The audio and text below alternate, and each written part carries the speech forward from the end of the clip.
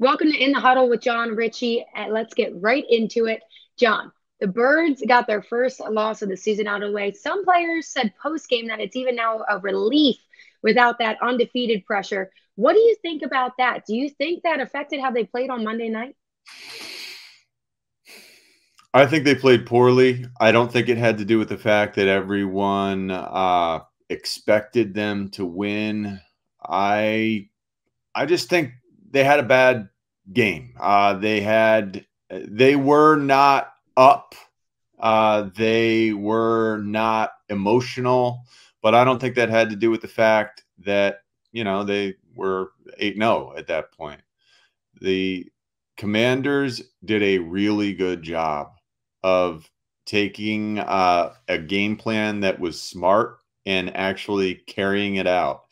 And that's not easy to do. What the Commanders did, stick with the run game against a high-powered offense that normally takes people out of that realm of possibility because the Eagles score too many points for teams to stick with the run game.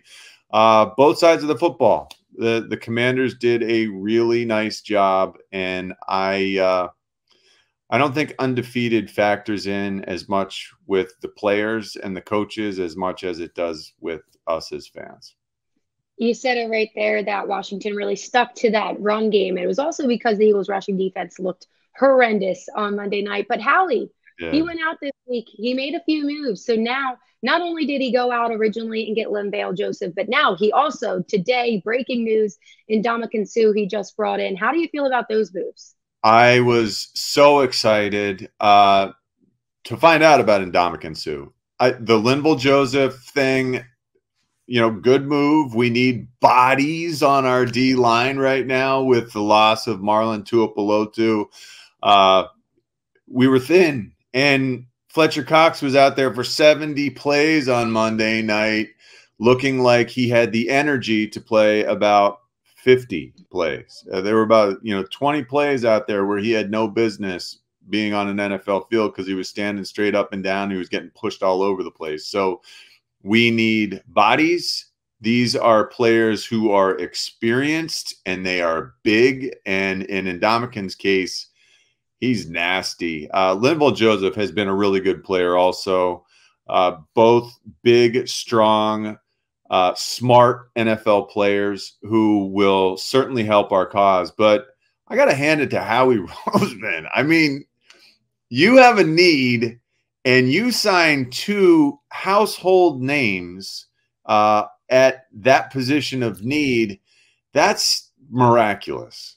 And I really appreciate the boldness and the activeness. We have a GM here who gets the job done.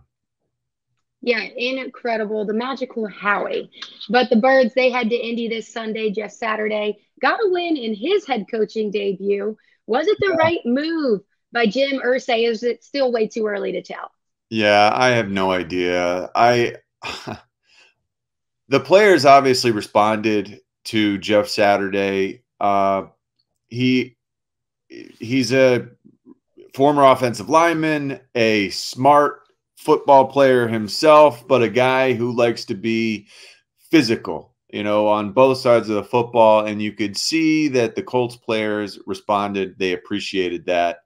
They ran the ball. They also reinstalled Matt Ryan as their quarterback. And that's really interesting. Matt Ryan from, a Philly guy himself. I'm sure he's excited to play against this Eagle team. And Jeff Saturday pushed a lot of the right buttons with that group. That doesn't mean they're a good football team. Yeah. What I do know is they have a really incredible running back in Jonathan Taylor, and they do a pretty nice job with run blocking. And they've got an experienced and smart quarterback who is going to be, intelligent with where he puts the ball when they ask him to throw. But I don't expect them to try to throw the ball a whole heck of a lot. If I am the Colts, I'm looking at that game tape of Monday night and I'm saying, we can do this. We can line up. This is all about want to. This is all about committing to running the football and having guys on the O-line and in that tight end room and in that running back room who just decide we're going to out-tough the other team. This was not modern NFL like rushing attack. This was old school power gap scheme. Like, we are going to blow you up rushing that the Commanders did to us. And I'm sure that the Colts are going to try to do the same thing, and they should be able to. Now, Linval Joseph and Ndamukong Suh, that helps our cause. Having a short week, having 6 days to prepare for a team that is going to try to run the ball down our throats, I think that helps our cause too, because you've got a lot of guys whose egos have been wounded, and I hope they rise to this challenge. But the Eagles defense needs to be bigger, stronger, and tougher. Let's be realistic. Most guys can't just get bigger. That takes a lot of eating or a lot of working out. We added a couple guys who give us extra mass.